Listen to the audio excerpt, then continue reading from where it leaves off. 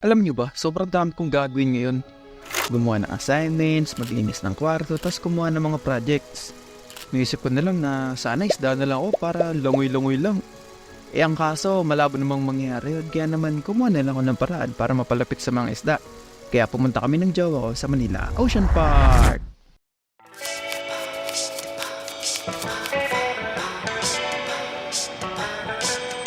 Umaga pa lang nag-asikaso na kami para maaga kaming makarating sa pupuntahan namin. Bale, sa pinanggalingan namin, sumakay muna kami ng jeep papuntang Star Mall, Alabang.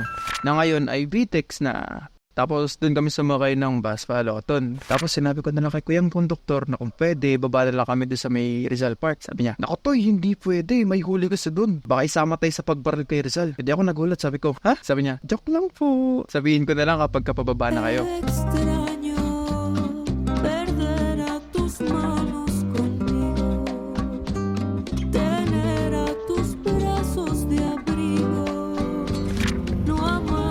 Di sinabihan na kami ni Kuya na pwede na daw kaming bumaba. Kaya bumaba na kami.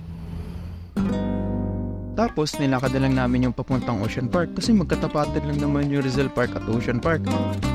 Habang naglalakad kami, napansin namin na parang ang init ng araw. So sabi ko, dapat kasi nagdala tayo ng kutsara. Tapos muntik na akong suntukan ng jowa ko, buti na lang naawat siya na alter ego niya. Nakarating na kami sa Ocean Park.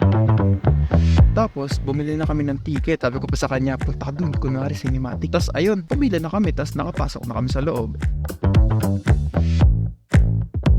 After naming makapasok, gumalagad kami. Marami nga kaming nakita eh. May mga hayop pang lupa, may mga hayop pang tubig, may mga hayop din pang yelo. Una namin pinuntahan yung mga hayop pang lupa. Madami silang alaga doon. May mga malalaking butike, pagong na mahaba ang leeg, pagod na pagong, tapos maliliit na butike at mga gagamba.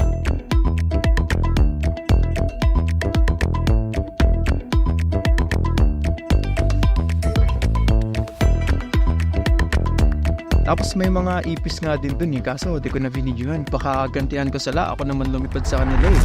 After namin dun, pumunta na kami sa mga jellyfish.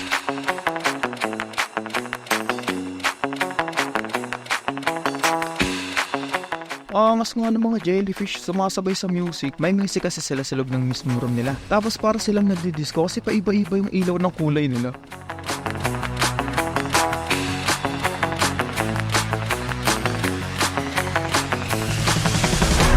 Sunod namin pinuntahan yung oceanarium na, yung may under the water na tunnel. Pagpasok pa lang namin, maganda agad yung sumalubong sa amin. Para kaming nasa Avatar, yung kulay blue. Tapos, bungad pa lang, pinakataan na agad kami ng magaganda at malalaking isda. Sabi pa nga ng jowa ko, "Alin kaya dito yung masarap sa bawan?" Tapos sabi ko naman, "Do, sa tubig na nga sila nagstay buong buhay nila, tapos gusto mo pa silang sa bawan? Dapat prito naman." Tapos sinuntok niya ako, tapos sabi ko, "nga no, pedya class." Naglibot-libot na kami dito, tapos ang dami naming nakita makukulay na isda.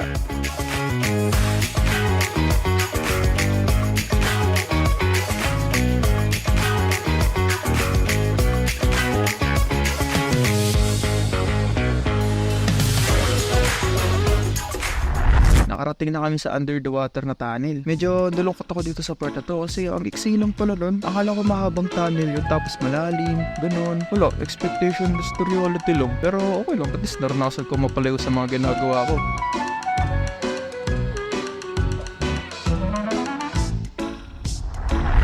After namin sa oceanarium, nakita naman namin yung mga penguin. Tapos sabi ni jowa ko, "Mukha silang duck." Sabi ng kwak kwak. Tapos sumigaw ako ng, "Kuya, may nakawalang penguin dito oh." Tapos napatingin si kuya, kaya naglakad na ulit kami palayo. Last na sana namin pupuntahan yung Birds and Sea Lion show, kaso paglabas namin sobrang init pa rin eh. Pinilit namin tiyanin yung init ng araw, kaso hindi talaga eh. Para kaming kinukurot sa balat sa sobrang init ng araw. Sabi ko tuloy, dapat talaga nagdala tayo ng kutsara eh. Tapos ayun, sinuntok na ako, di na siya naawat ng alter ego niya. Kaya napag-desisyon na lang namin na umuwi kami. Kaya umuwi na kami. Yun lang.